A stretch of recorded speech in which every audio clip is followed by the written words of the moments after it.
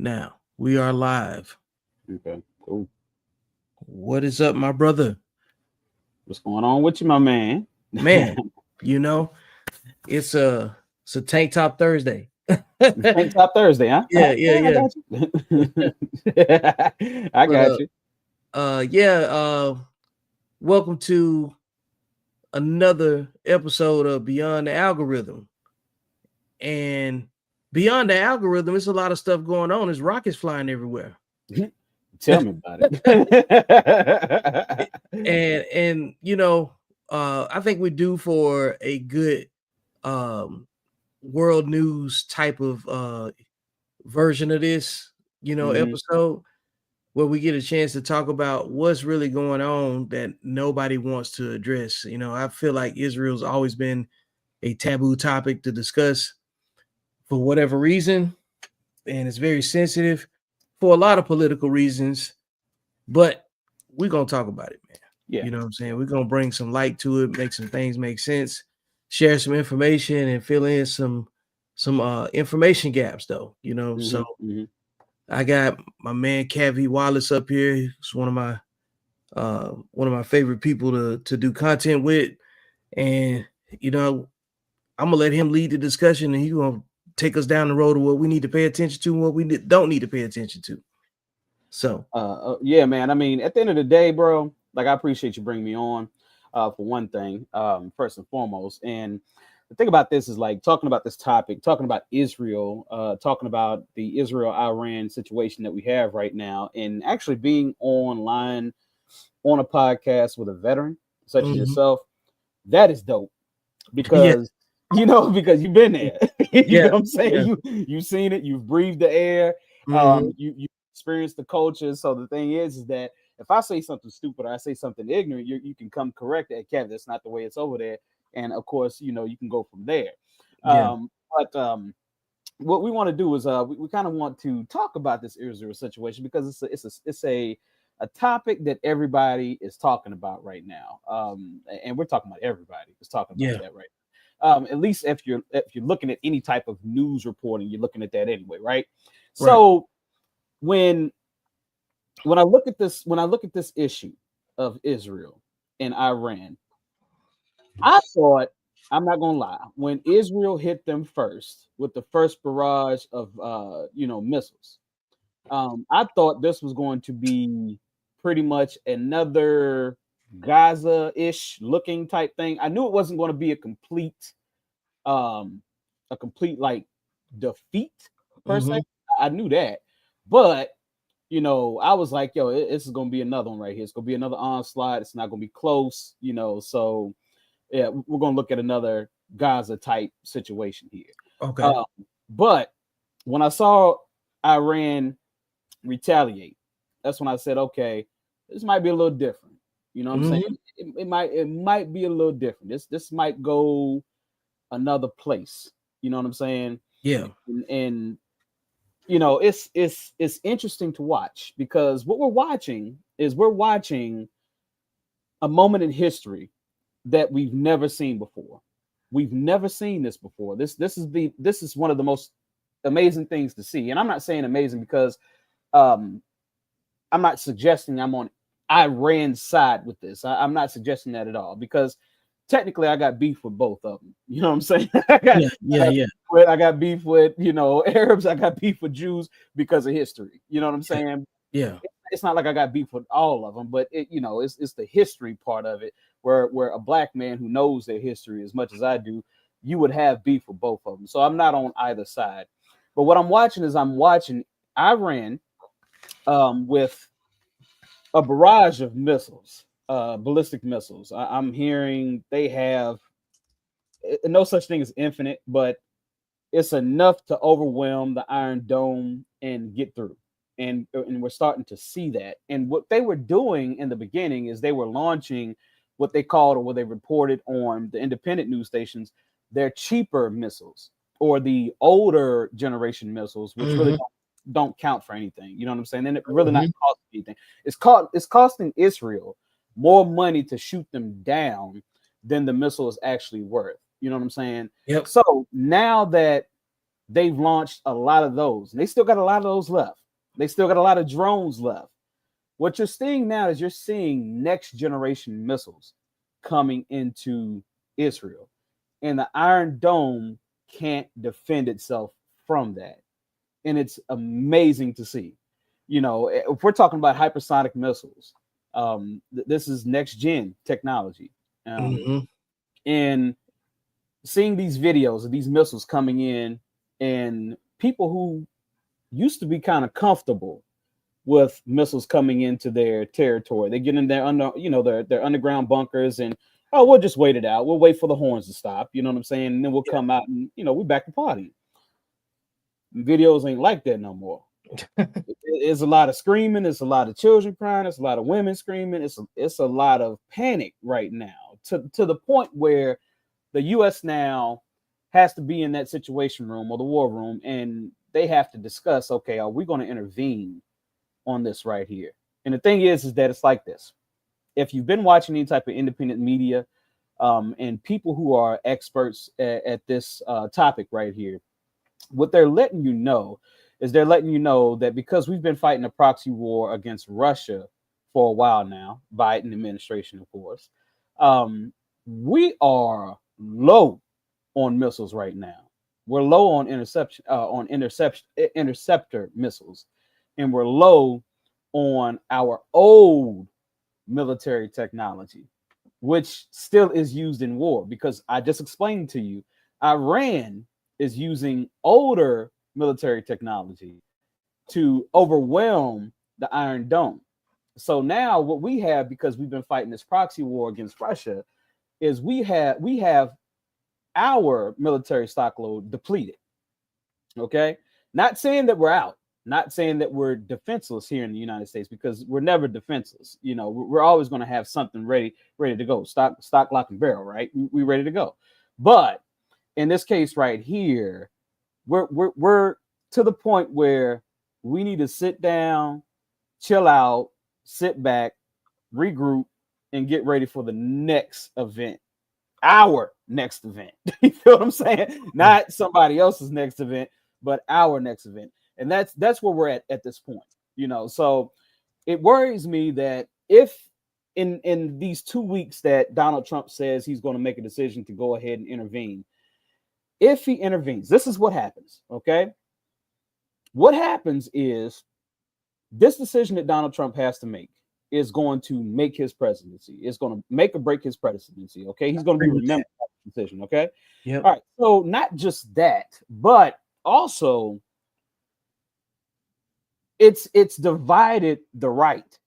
I don't know if you've seen this, but it's divided the right like a mug, bro. Like it's crazy. Like everybody's talking about this this Tucker Carlson. Give an example of that, because Do you have that video up? Yeah, I can pull that clip up right now. All right, so once he pulls this video up, you guys will see this. The people who have not been following this, it's okay if you haven't been following it. We'll catch you up.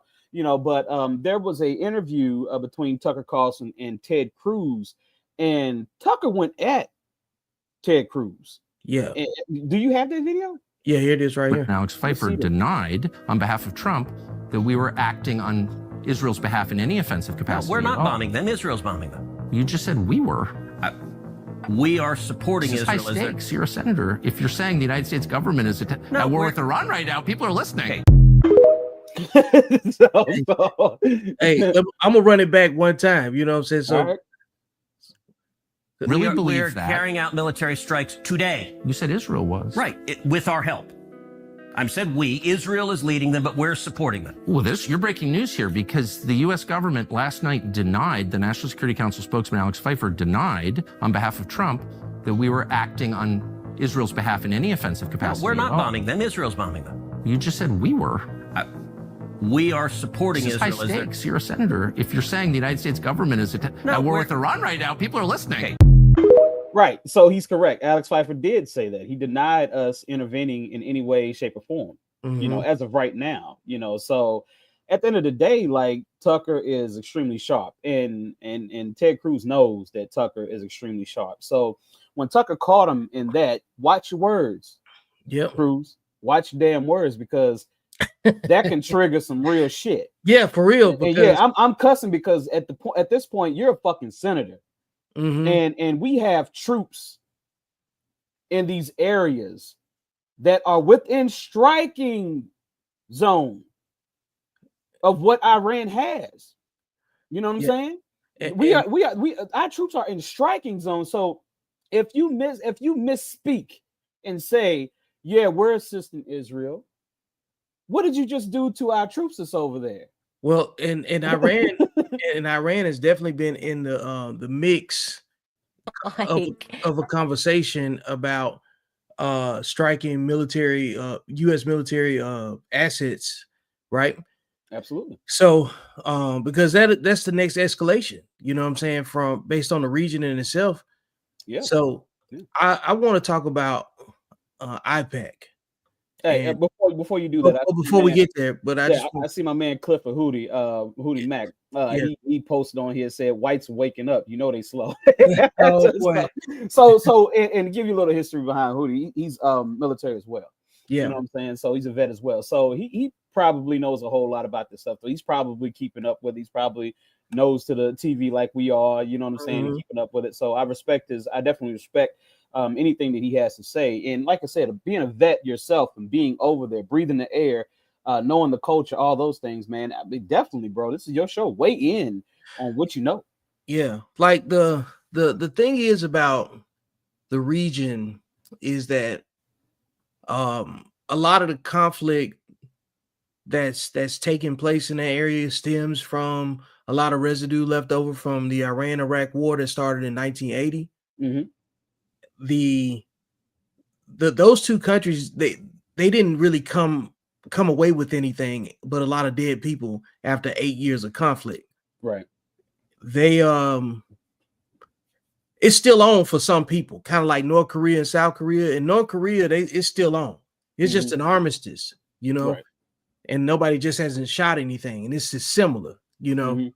Mhm. But with the things that you have to take into consideration, geographically speaking, Iran is to the east of Iraq, Okay.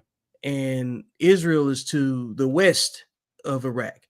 They shot rockets over the country, which means somebody had to clear some airspace. Right. Right. And somebody said, "Hey, I'm going to cash app you. Put your planes on the ground. He said cash app you. I'm about to send you something on Cash App. You know what I'm saying? Like, Right. don't let nothing fly, because I'm about to fly something over there. You know what I'm saying? So, like, there's a lot of implied agreements that you can kind of see, because the reality is that, let's just say Iraq didn't want to comply. They don't have a military anymore to defend themselves. So, like, there's this country called the US that kind of like blew it up, you know. Yeah. You know, kind of did some things to it. Mhm. So they could easily say, hey, we'll come over there, you know. Right. And it's so culturally diverse, because like there's a region in Iraq called Kurdistan that's basically Iranian Kurds, you know, that live there. So they got people that have their own roped off territory in another country. So they're gonna find a way to be nice to each other. You know what I'm saying? Right. So based on proximity and who's done the most for them in recent history, Iraq don't have a reason to pacify U.S. interest, you know. No. So because like you have to really think about what would it, who would have to sign off on, and let's just say maybe they didn't clear airspace, maybe they decided they're gonna shoot it anyway. Right. Who cares? They still can't do anything about it. Right. Yeah. Not You a know? damn thing. Yeah. So Iraq sitting back saying, well, it ain't us. They're taking videos of it. Yeah. That's And all they they're like, well, I'll walk by. yeah, they had the Allahu Akbar, you know what I'm saying? Right. And the other part of it is that the Iranian culture is not all Muslim, is Persian. Right. It's a diverse mix of people. You know, there's some cultural impasses there that have yet to be brought to light, you know. And all the countries in that region, even if they got beef with each other, they'll put that beef to the side to deal with Israel. So I want to play this video about IPAC. I got 2 videos about it. And we're gonna start with the most recent one. Then I'm gonna go back to an older video. We're just gonna compare the two and see how those videos, the information from it is still being, still relevant today. Okay. Our country is being held hostage by Israel. Okay, I'm gonna get in so much trouble for that. I don't even care. It's something's cracking. It's catalyzing. The conversation is moving because we are seeing people that are having their entire livelihoods destroyed for critiquing a foreign nation. That is an absurdity. You know what else is an absurdity? Think about this. In 2020, the United States government announced that it was considering banning the Chinese social media platform TikTok. That was upon a request from then President Donald Trump. He viewed TikTok as a national security threat. So he signed an executive order that same year banning TikTok in just 45 days if it was not sold. And guess what happened? That executive order got blocked. The app survived until the app got on the wrong side of Israel. You guys remember this. After October 7th, things on TikTok weren't trending in the pro-Israel way. In fact, it was very much trending in the pro-Palestinian way. And the ADL's John Greenblatt said, yeah, no, this is a problem and we have to deal with it. Let me jog your memory. Here's what he said. Really have a TikTok problem, a Gen Z problem, that our community needs to put the same brains that gave us Tagli, the same brains that gave us all these other amazing innovations, need to put our energy toward this, like, fast. Because again, like, we've been chasing this left-right divide. It's the wrong game. The real game is the next gen. Seems like a really nice guy. He just needs to deal with this generational problem that is TikTok, and boy, did he move fast. Yeah, the anti-Semitism bill, which is horrific, made its way through the House, and it got passed somehow.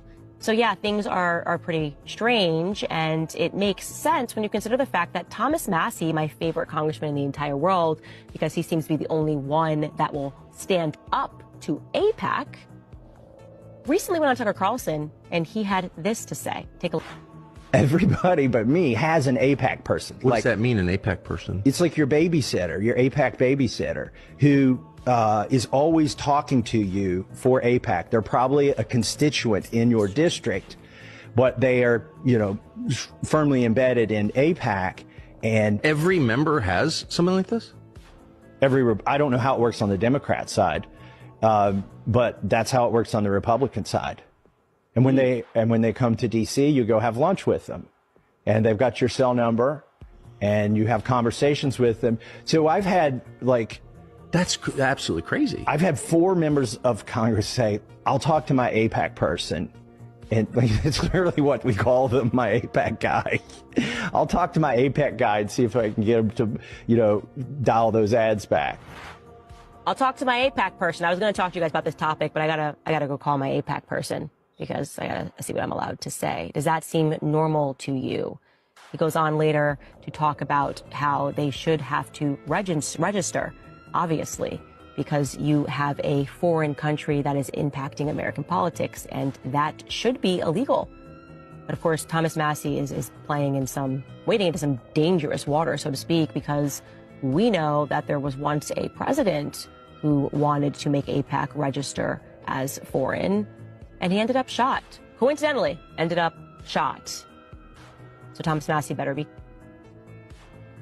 And before you go to the next video, so Seems like that's everybody for a long time who keeps up with this type of stuff, like you and I, and others who are watching, we've talked about AIPAC for a long time and the power that AIPAC possesses, right? Yeah. The influence. And she was talking about JFK being shot pretty much. Now I don't know if the Zionists were behind that. I'm not going to go into any conspiracy theory of that. You know what I'm saying? I'm surprised by what Candace Owens has been doing here lately, that Candace Owens is still living. Yeah, for real. Like dog, she has went after you get in the trenches. Yo, she has went after the Zionist movement hard as hell, bro. Like, and I would have to say, if I had a top 5 of who was going after the Zionist movement, the worst, it would be Candace Owens #1, Kanye #2. Yeah. You know what I'm saying? So it's being led by black people, unfortunately. You know what I'm saying? So at the end of the day, like Yeah. people are starting to question, you know, what's going on. Who's really running this country? You know what I'm saying? Who's really, you know, who's really in possession of the controls and the buttons, you know, of where we attack next in the Middle East, you know. But yeah, man, you said you got another video? Yeah, you had an awesome segue, and I'm getting ready to pull it up right now, because when you start talking about who's running the show, Yeah, who's running the show? yep, and then so This building are the headquarters Here of we go. AIPAC, the American Israel Public Affairs Committee. They would not let us photograph inside their headquarters.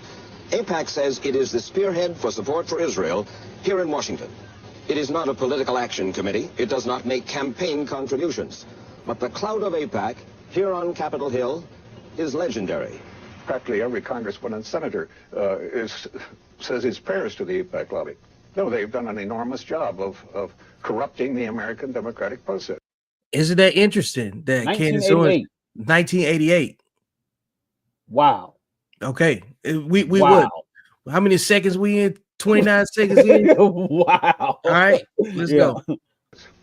George Ball was #2 in the State Department under Presidents Kennedy and Johnson, and he has never been reluctant to criticize the pro-Israel lobby. It's the most effective lobby in the United States today, and I would put that ahead of the National Rifle Association. What's wrong with picking a candidate to support on the basis of the way that he has voted? Isn't that the American way? I think it's a caricature of the American way. The word power, when it's used for AIPAC, is a myth. It's baloney. AIPAC is powerful only because the American people are behind Israel. Rabbi Israel Miller is the vice president of AIPAC. AIPAC is not anti-Chafee. No, AIPAC has put on the public record his votes on some of the issues that concern us, but we deal with a very politically aware and sophisticated group of people, the pro-Israel community, and they make up their own minds. You know, if we were You to don't tell direct them? We do not direct them. Let me read to you a memo, an AIPAC memo, November 3rd, 1987. Senate race. Lieutenant Governor Richard Leach, Democrat, Rhode Island, is running against incumbent Senator John Chafee, Republican. Leach, who is Jewish, has a very good chance. Our problem is that the pro-Israel community is not excited and as forthcoming as they should be. We need to put the word out on this race, emphasizing Chafee's poor record. The focus should be to generate interest for a terrific candidate to replace a poor supporter of our issue. See attached voting record and Marty's analysis. It's an AIPAC memo. Who signed it? I don't. Bruh, 1988. 1988. And the guy that was talking previously was on the Kennedy administration Right. with the same complaints. Right. 20 years removed, 25 years prior to this. Who's running the show? We're going to find out. Recognize it as an AIPAC memo. Rabbi Miller continued. In this case, I think all that was being said was that Leach has a chance against an incumbent senator. Who has a poor record. And we got to get the word out. His record is not as poor as some other senators. Shortly after that interview, AIPAC confirmed that the memo was in fact written by a former AIPAC political staffer. But they insisted she was a low-level employee and that her memo did not reflect AIPAC policy. And that's important for AIPAC because under U.S. federal election regulations, if it were shown that pro-Israel PACs were working in conjunction with AIPAC or were coordinated by AIPAC, that would arguably be a violation of the law. Well, shortly before this broadcast, 60 Minutes received in the mail from an anonymous sender another memo written by a high-level AIPAC official, Liz Schreier, in which she urged a colleague to make certain that several pro-Israel PACs around the country funnel cash contributions to a handful of senatorial candidates.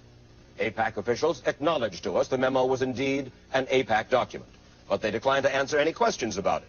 They said in a statement that despite appearances to the contrary, AIPAC does not have the power to direct fundraising decisions. Now, who are other senatorial candidates in current races with what pro-Israel PACs call poor records on Israel? Well, for instance, this year, many pro-Israel PACs are trying to defeat incumbent Senator Chick Hecht of Nevada, even though he is Jewish, because he too did not follow the AIPAC line on weapon sales to the Arabs. And there are many who charge that AIPAC with its sights set only on Israel, is just too demanding of U.S. politicians. We aren't demanding of U.S. politicians. We have a concern about Israel, which is understandable, particularly in this generation. Had you and I been in certain parts of Europe, we would have walked to Auschwitz together. We're very sensitive about the security, about the future of Israel, and support of Israel means that we feel that it is in the interest not merely of Israel, but also in the interest of the United States. Israel is a strategic ally of the United States. Like, for real. How can a group of people that's less than 1% of the world's population be in such entrenched positions to have this much of an impact? Now, I was telling my partner this, because we were having this discussion, one of my veteran friends. I think we lose sight of the fact that Jewish culture is older than the United States. Absolutely. Mm-hmm. So the structure of how they run their culture, there's somebody for every task at every critical pivot point. Absolutely. That's going to uphold the standard of their culture no matter what. No matter what, right. Mm-hmm. And they're going to do business internationally because they have to, because up until them getting that piece of land that used to be known as all Palestine, right, they have had to be nomads, because they've been booted out of every country they've been in. Mm-hmm. So if you have to look at the way that they have to move in order to, I guess, sustain, period. Mm-hmm. Right. I want you to share this. I want you to share this the screen with me, if you don't mind. Okay. All right. I'll come back to the video. All right. Remove the other media. Hang on. Let me.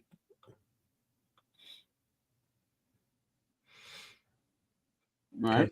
Tell me when you're ready. You ready? Yeah, go ahead. You see Ted Cruz up there, right? Yep. All right. Listen to this right here. Growing up in Sunday school, I was taught from the Bible, those who bless Israel will be blessed, and those who curse Israel will be cursed. And from my perspective, I want to be on the blessing side of things. Of those who bless the government of Israel? Those who bless Israel is what it says. It doesn't say the government of, it says the nation of Israel. So that's in the Bible. As a Christian, I believe that. Where is that? I can find it to you. I don't have the scripture off the tip of my... You're supposed to know that if you're going to say that. It's in Genesis. So you're quoting a Bible phrase. You don't have context for it. And you don't know where in the Bible it is, but that's like your theology. I'm confused. What does that even mean? Tucker. I'm a Christian. I want to know what you're talking about. Okay. Where does my support for Israel come from? Number one, because biblically we're commanded to support Israel. But number two, well, hold on. I'm not holding on. Hold on. You're a senator, and now you're throwing out theology, and I am a Christian, and I am allowed to weigh in on this. We are commanded as Christians to support the government of Israel? We are commanded to support Israel. And what does that mean, Israel? We're told those who bless Israel will be blessed. But what? Hold on. Define Israel. This is important. Are you kidding? This is a majority Christian country. Define Israel? Do you not know what Israel is? That would be the country you've asked like 49 questions about. So that's what Genesis, that's what God is talking about. The nation of Israel, yes. So is that the current borders, the current leadership? He's talking about the political entity called Israel? He's talking about the nation of Israel. Yeah, nations exist, and he's discussing a nation. A nation was the people of Israel. Is the nation They're the God's descendants of referring Abraham. to in Genesis, is that the same as the country run by Benjamin Netanyahu right now? Yes. Growing up in Sunday school, I was taught from the Bible. So you can go ahead and exit out of that right there. So did you see what Tucker did right there? In recent years, AIPAC and the pro... Okay, so Tucker, what he did is he said, we have to support Israel, the same Israel that we see that Netanyahu is running, that we see today, right? Mm-hmm. So I think Israel was established in 1942. I think 48. 48. I don't know. I thought it was 42. You say 48. It's in the 1940, somewhere like that, right? Yeah. So, and if I had the actual longer clip of that, what Tucker said is he said, "Are you referring to these people from Poland?" Oh boy. And I was like, Tucker, you're a monster, bro. Because at the end of the day, this is something that's been questioned for a while now. It was May 14, 1948, by the way. I had the year 1948. right. Okay, you're correct. You got it. You Mhm. got it. Okay, so and that's the reason why you're here, man. Yeah, But yeah, anyway, yeah. but anyway, like I said, so I was 6 years old. That's the reason why you're here. So Yeah. at the end of the day, what you have is you have people from Poland. You have people from European nations in a land that, for one, wasn't even known as the Middle East. It was known as Northern Africa. Yep. Okay, let's just be honest here. You know, at one time, and people may disagree because they just don't know the history. At one time, everything that we refer to as the Middle East was all black. Yep. At one time, it was all black. If you look at the Sphinx, that's an African face. Okay, you look at all the pharaohs and everything before the Persians came and conquered. All those faces are the phenotype of Africans. Okay, Yep. so we know that in those years that the Bible was written, we know that the people who were referred to as Jews, or whatever you want to call them, were most likely people of color. I'm not gonna say black. We'll just say people of color, right? They were not Polish. They were not Polish, and that's what Tucker was alluding to. He's like, these people over here right now are plants. We put them there. We gave them a military. We give them what, $7 billion a year? Yep. $207 billion a year for their survival, and a lot of autonomy too. Right.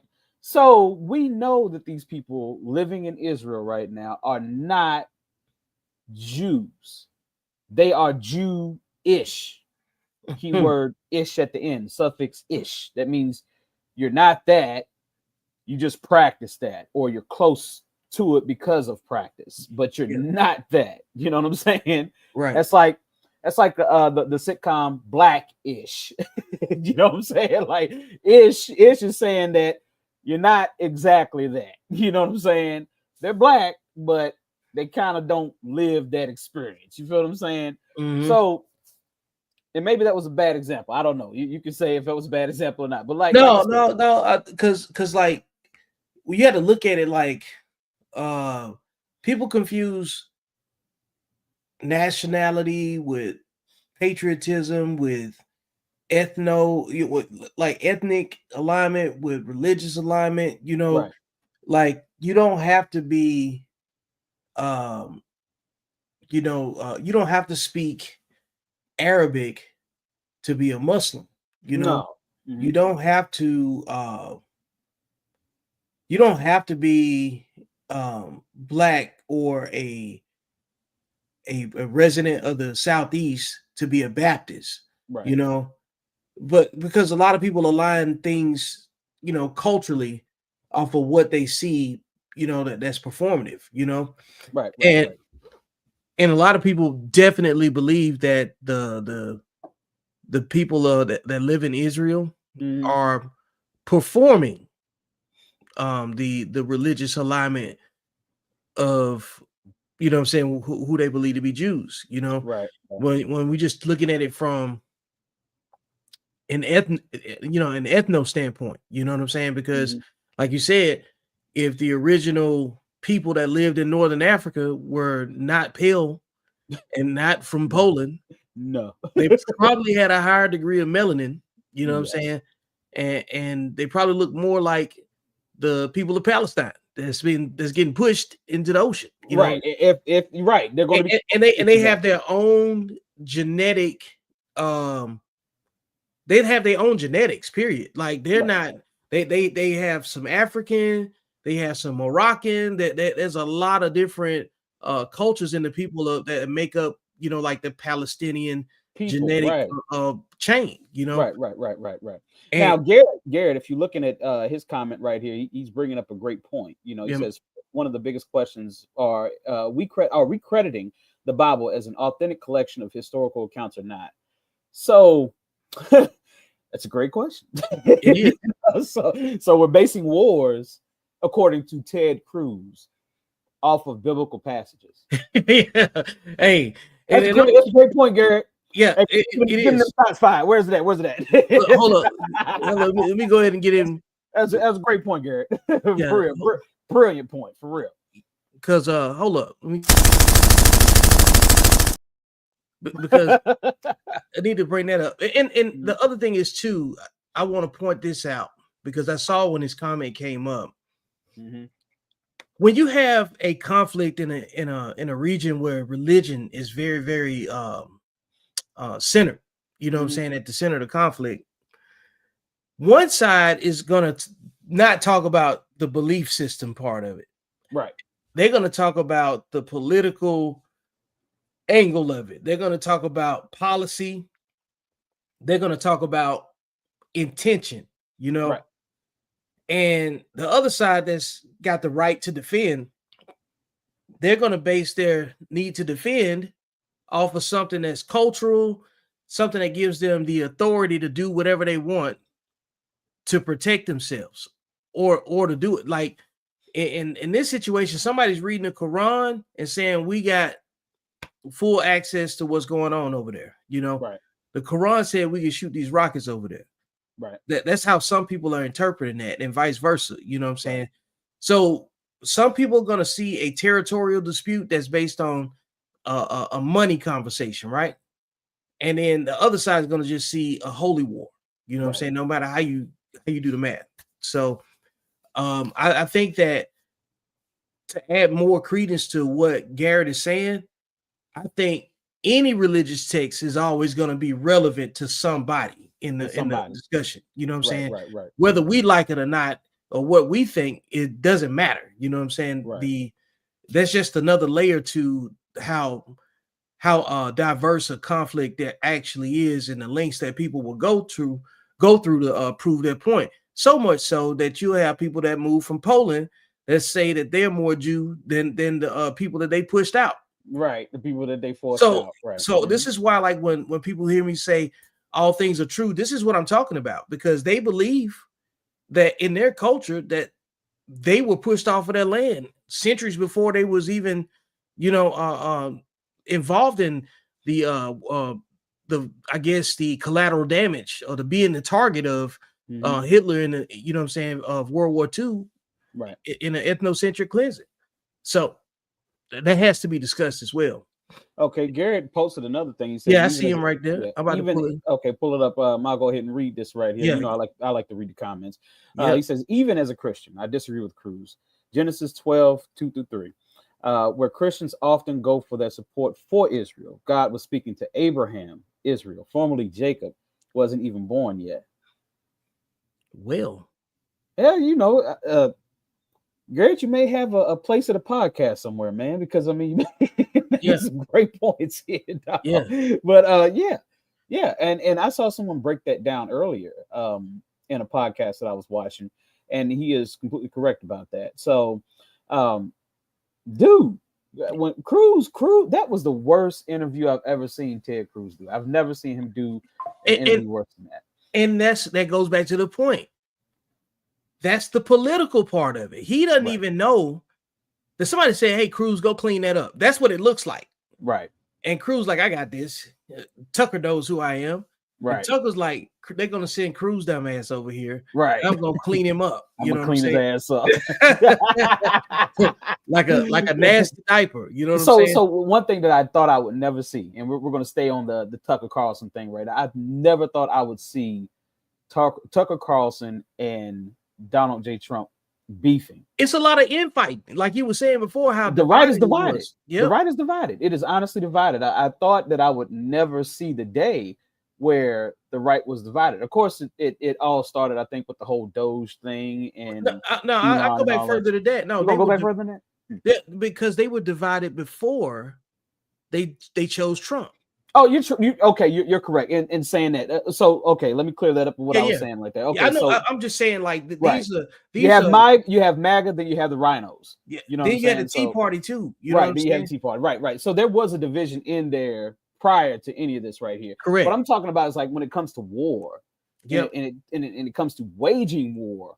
I don't think I've ever seen the Republicans or Democrats, for that matter, divided in such a way to where. Right. I've never seen this. This is the most impressive thing that I've ever seen in my life. And I'm like, dude, like truths are coming out right now. I don't know what Kanye is, but Kanye may be a little bit more than a rapper. Because he kind of started speaking on all this shit before any of this stuff started going down. You know what I'm saying? And he wasn't the first one doing it, of course. There were people years before Kanye talking about this type of stuff. But to see Tucker Carlson and Donald Trump going at it like they're going at it, it's like Donald Trump said. He said Tucker Carlson needs to go out here and find him a TV channel to be a part of or something like that. Why would you even say that, Donald? You won your presidency off of long form podcast. Yep. You didn't win your presidency off of legacy media. And he knows that they, I got something else to read. Hold on. Yeah. It says, I often check people. Physical Israel is often referred to as the land, unsaved, etc. But spiritual is Jesus, born again, saved people. Abraham was a man of faith, not Judaism. Okay. Yeah. I got you. You know, now that right there, what I would like to do is I like to host a podcast with people like Garrett that have it seems like he has a strong what word am I looking for? He has a strong knowledge of scripture.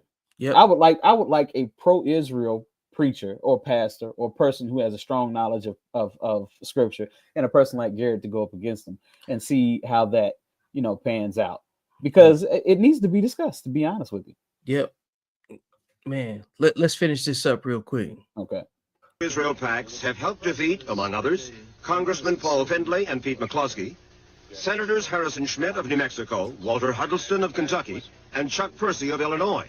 Like Senator Chafee, Percy too came out in favor of that sale of AWACS to the Saudis. I finally reached the stage where, as chairman of the Foreign Relations Committee, I saw our foreign policy totally turned around.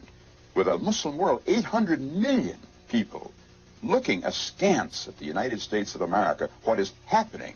Who is running the foreign policy? Can Israel and the Prime Minister have more power than the entire Senate of the United States or the President of the United States? And that, to me, I simply said, enough is enough.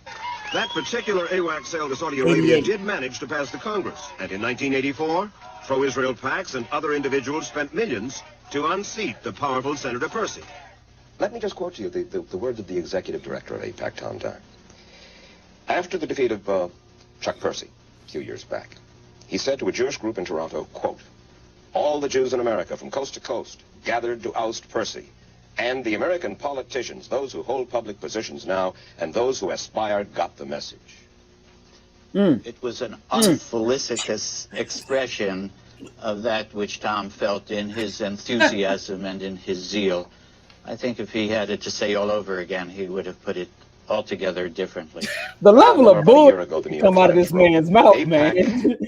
Yo, the level of complete bullshit to come out of this man's mouth. Yo, he already fixing his face to be disingenuous. But he was like, he said, I got a letter here. And you see his face, he was already like, I don't care. Right. I'm going to say what I'm going to say regardless. I'm still not going to give you the ammo that you're looking for. You know what I'm saying? So, this is crazy.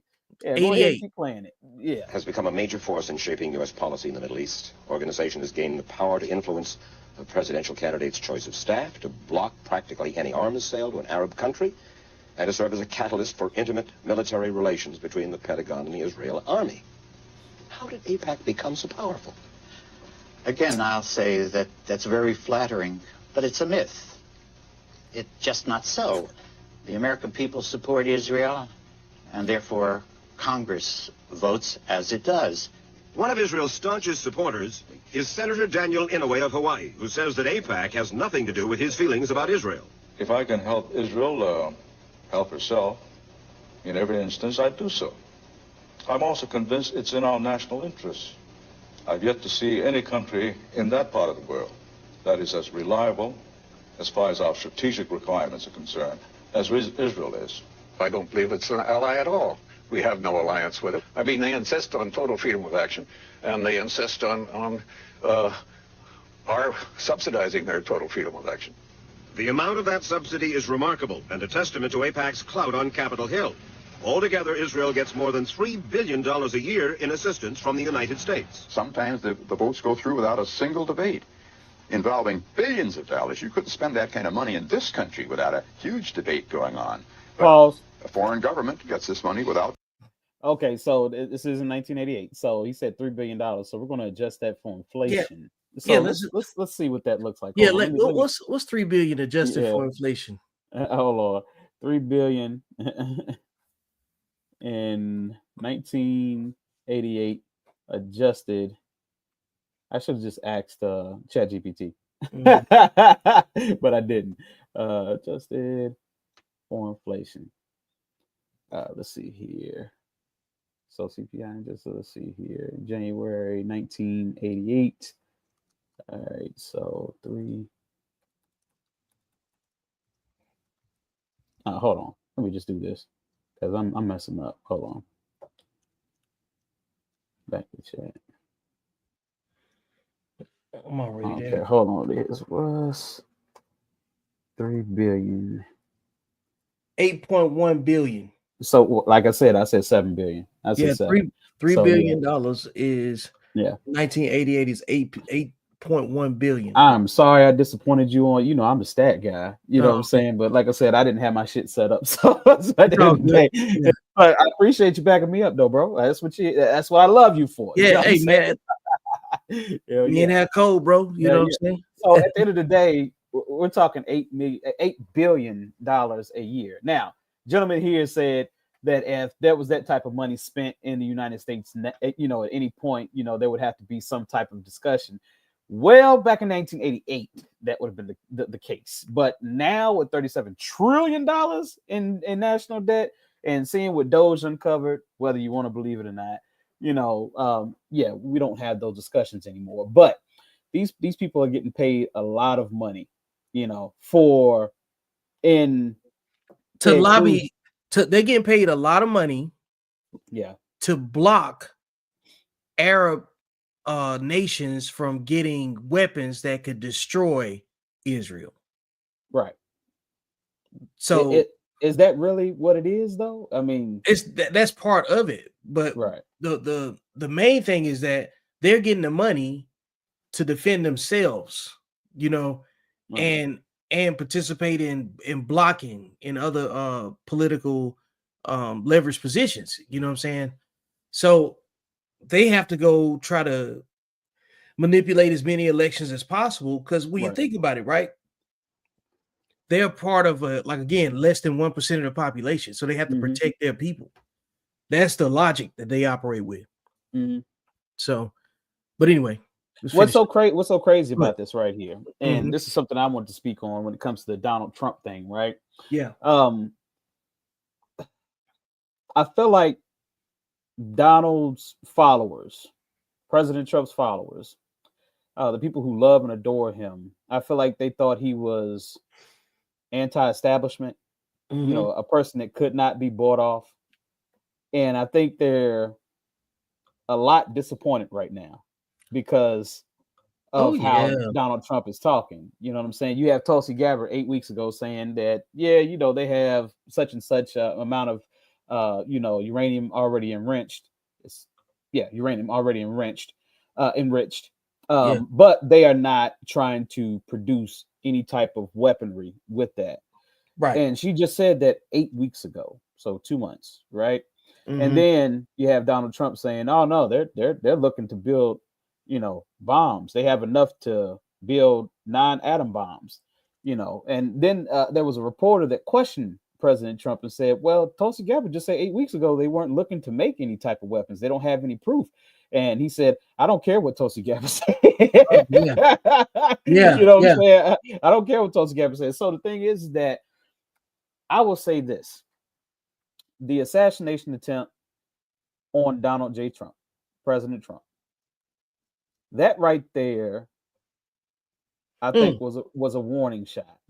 Oh yeah, for sure. I think that was a warning shot. Literally, literally to let him know, we do feel like you're going to win the presidency, and you talk all this big shit like you run things, but we will blow your head off in front of the world, and not think twice about it.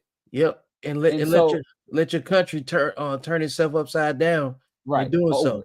Right. In doing so, we would destroy America just for the interest of what we want. You know what I'm saying? You know what I'm saying? We don't care shit about your damn country. You know, we run this thing. We just need to let you know we run this thing. We'll blow your head off like we did JFK. Now, like I said, not insinuating that the Zionists had anything to do with the assassination of JFK. Those other politicians believe they did. So I mean, we're just echoing their.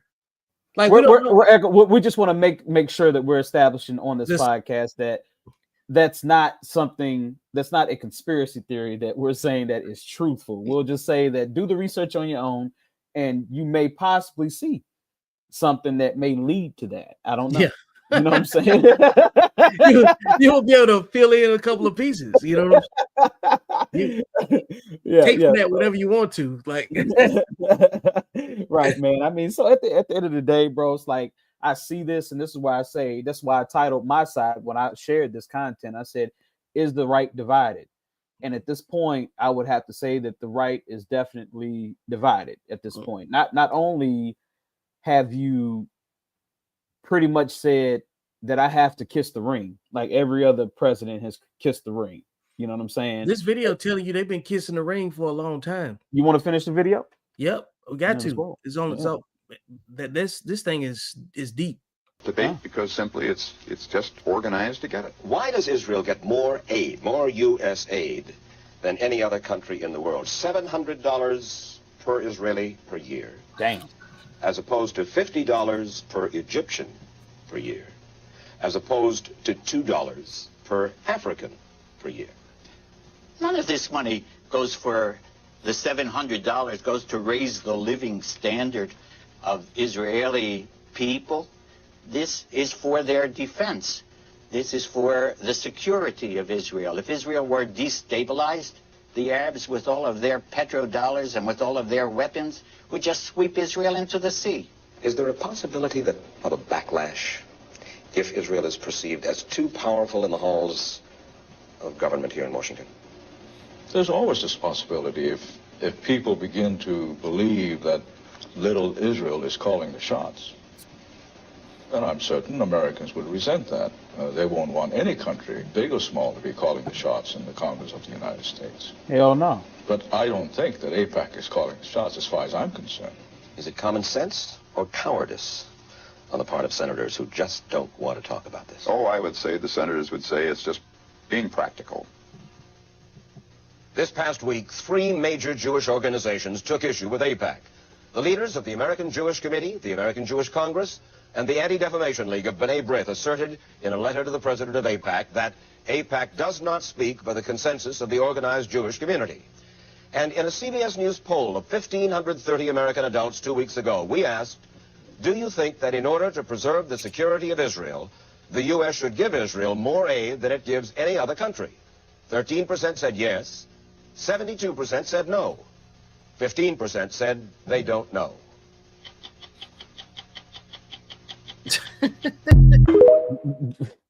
Yo, 1988. 1988, bro. I was 8 years old when them dudes was talking about this shit. I'm 45 now, or 44 now. Yeah. That's crazy. And it's relevant. And it's relevant to this day. All those guys probably dead. Yeah. Many of them. Yeah. Probably good passed dead. on. And they got the same problem. Same exact issues. And I think that's the reason why we're in the moment that we're in right now. Yeah. What happens if President Trump says, yeah, we're going to go ahead and intervene. We'll go ahead and use our bunker busters to attack the nuclear sites that are way underground that your bunker busters can't reach. And they go that route. Right. Where do we go from there is the question. And here's what worries me, Vic. And I don't want to worry anyone out there who's looking at this podcast. You know, it's late night. It might not be too many looking at it. People might look at it tomorrow. But I don't want to worry any of you. I want you guys to live life because I'm going to live life. But we have to understand that 20 million people crossed this border, you know, in the last 4 years. All right. And I'm not saying this to be anti-immigrant or anything like that.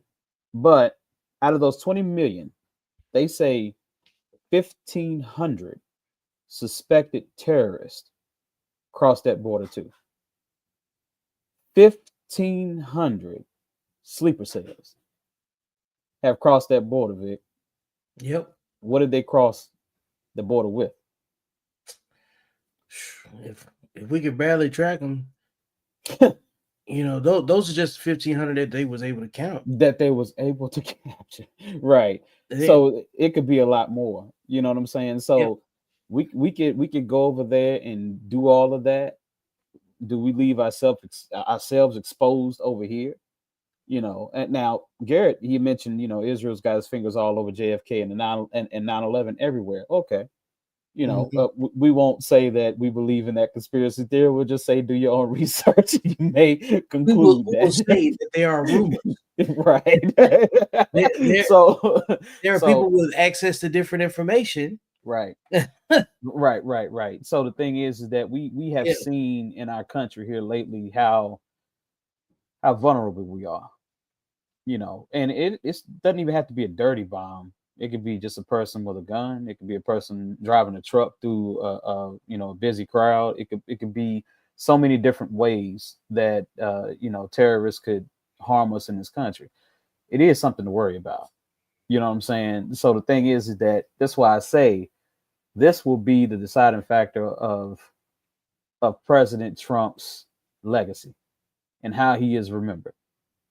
Because if he makes the right move, he'll be the greatest president of all time. But if he makes the wrong move and the wrong things happen, he'll be the worst president of all time.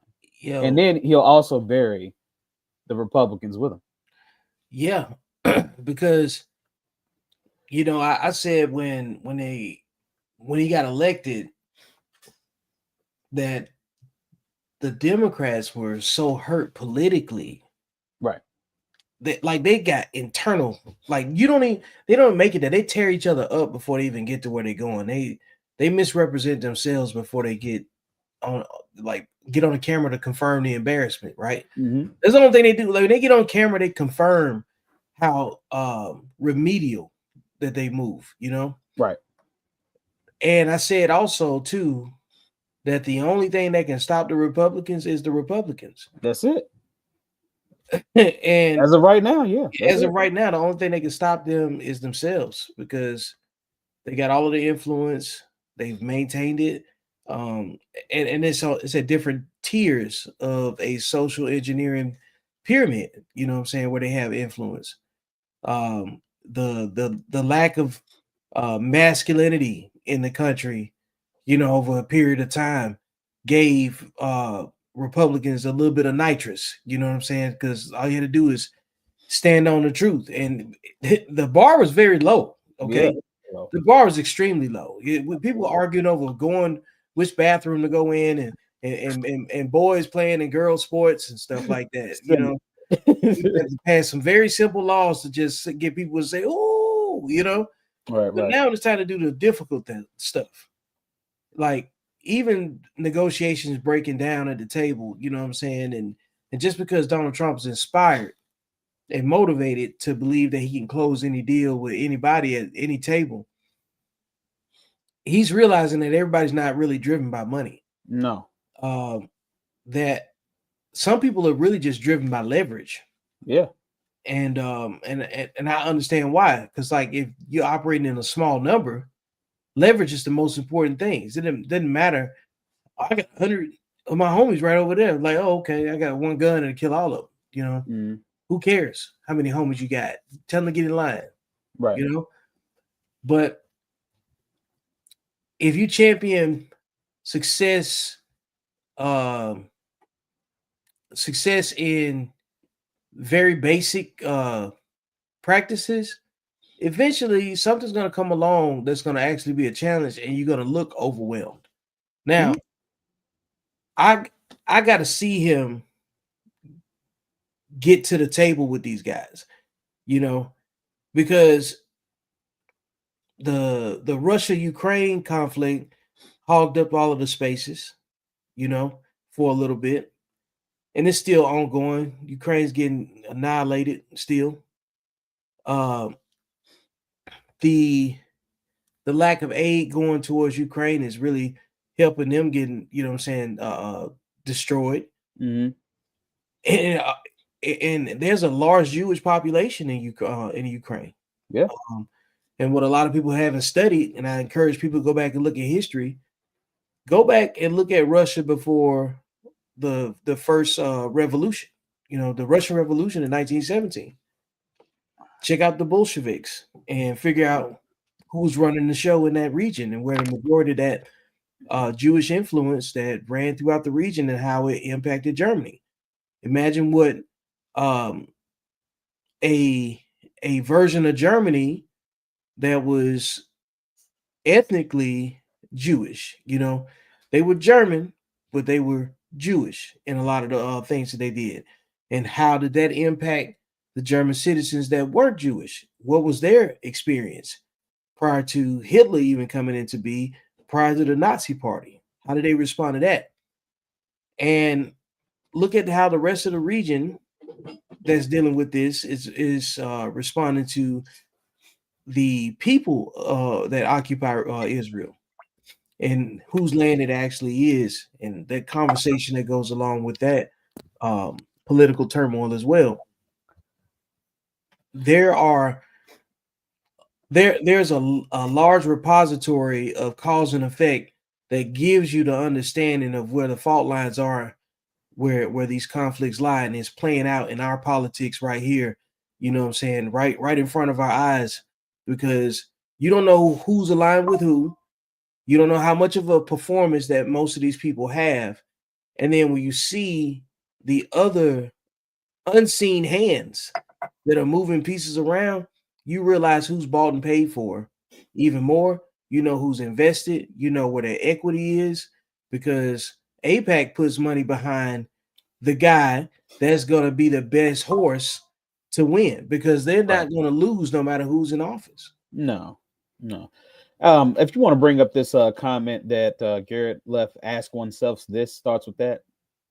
Okay, so ask oneself this: according to the Bible, physical Israel will be one to sacrifice the red heifer. Is that see? Let me explain this right here. So I don't have a strong knowledge of all that right there. So I'm just reading what he's saying. Sacrifice of the red heifer. Massive blasphemy to God. Welcome in and worship the Antichrist. Should people support them? That's it. Yeah. See, and this is the other thing too, man. You're gonna get a flag, man. Gary, you're gonna get a flag. What we don't like, this is the other thing too, bro. You know how many things that we don't actually know? We know some things about the Quran. Right. You know, generally speaking, I'm not even claiming to know any and everything about it, but we know some things. Right. And as it pertains to Christianity, we know some things in terms of just the doctrine and text and whatever, you know, cultural significance that these two books primarily occupy the conversation. Right. We know very little about Judaism. Right. Very little. Collectively, we know very little about it. Right. We better learn, you know what I'm saying? Just so we can have an understanding of, because like when you don't know anything, people can say anything in front of you and they're like, they don't know what they're talking about. Right. So now just reading what he posted, I gotta look that up. Oh, I just pulled it up. I just pulled some of it up on ChatGPT. Okay. All right. Yeah, I already got my. Okay. So I'll tell you what we could do with that then. Because I share my screen real quick. Okay, I was about to say we're going on an hour, so we can wrap it up and then come back tomorrow, because this is a subject I think that we're going to be able to talk about for days, probably weeks, maybe possibly months. For real. And I think we need to start including people in this podcast, like Garrett, like people who do know the scripture. You know what I'm saying? What does it say right there? I can't even see that. I got you. Hang on. Hold on. I'll maximize my screen here. I got mine. No, I got it. Okay. In Numbers 19, God commands the Israelites to sacrifice a red heifer without blemish as a purification ritual. The ashes from this cow were used to purify those who had come into contact with a corpse, making it a cornerstone of ritual purity. All right, so Jewish significance, okay, essential for rebuilding the third temple of Jerusalem, seen as a requirement for reinstating temple sacrifices and full religious purity. Groups such as Temple Institute have sought red heifers to fulfill this prophetic condition. All right, so let's see what the Christian significance is. All right, so for Christians, some believe the red heifer is a sign of the end times, as Garrett just stated, as it would signal the coming of the third temple leading to the return of Christ. However, others view this as a rejection of Jesus' once and for all sacrifice, considering temple sacrifices obsolete or even blasphemous in the new covenant. Okay, so why some call it massive blasphemy?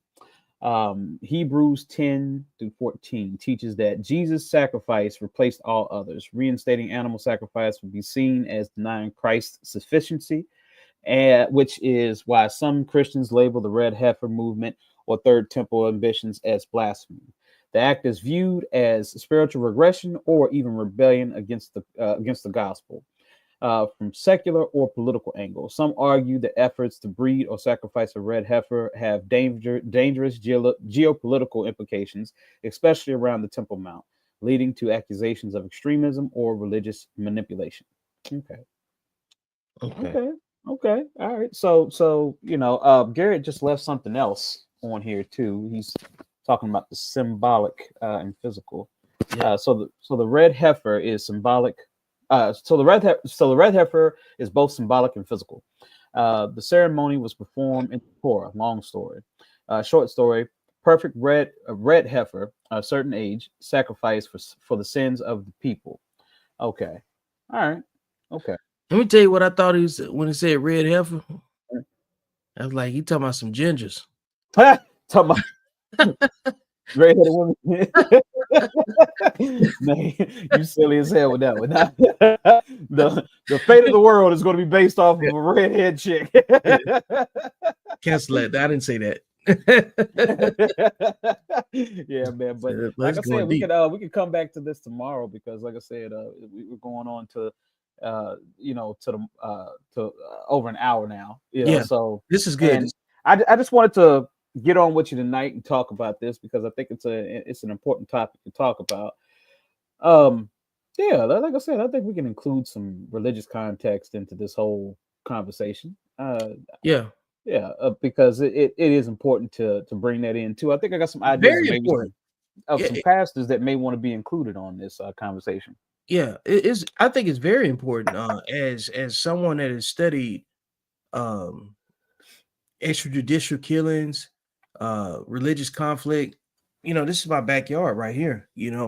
So looking at what they believe is more important than thinking about what you want to happen. Mm-hmm. You have to be objective here because you can easily get caught up. And once you lose your objectivity, you have to have a side. You know what I'm saying? You have to at some point. And then Jessica, here we go, said next you can introduce Sumerian texts of religion. Yeah, we could bring that up. We could talk about all of it because this is about perspective, man. This is about what we know and what we don't know and what we heard and trying to figure out who is making policy and what is the leverage that people are using to justify it. And that's kind of like when you go back to Tucker Carlson and Ted Cruz. Yeah. Ted Cruz, as unprepared as he was in there, he still pulled out some made up, crackerjack Bible verse, right? Or that he didn't even know the context of, know what I'm saying? So exactly. Right, and so like you could edit that out, and you may never hear Tucker Carlson correct him or challenge him on it, and now it's law because it's been heard by whoever's biased and slant. You know what I'm saying? It's affiliated with and whoever benefits from it, So Garrett, hey man, we appreciate the definitely him and Jessica. We appreciate the feedback on that. Mm-hmm. So and it looks like both of them because Jessica still posting that Yeah, they over there take cooking away. Yeah, to take away the separation of the church and state. And that's the biggest problem with trying to rewrite the Constitution. Okay? Oh yeah, and the thing is, it's like that was never a possibility even from the beginning, because the first people that started writing and authoring the Constitution were Puritans, and there was just no way that you were going to have there was no non-secular people back then. The way that the spirit of the Constitution is non-secular, but the people were secular. Yeah. That's why they had a bunch of lawyers to try to write around it and to keep it as sanitized as possible. But the spirit of the people that wrote it was they were believers. No matter how you saw it. Every single last one of them. Right. So yeah, you're correct about that. Yep. So that's the dream and the myth that America has, and it's a great marketing plan. You know what I'm saying? What do you think about it? Right. So thanks to everybody that tuned into the episode. Make sure you like, share, and subscribe. Follow Accountable Masculinity. Go follow Cavi Wallace. Look him up. What else? Make sure you guys subscribe to my Facebook page. You know what I'm saying? Become a paid member. We got a private group. We're going to discuss these pointy topics, in greater detail, and send some feedback, man. We out. Peace.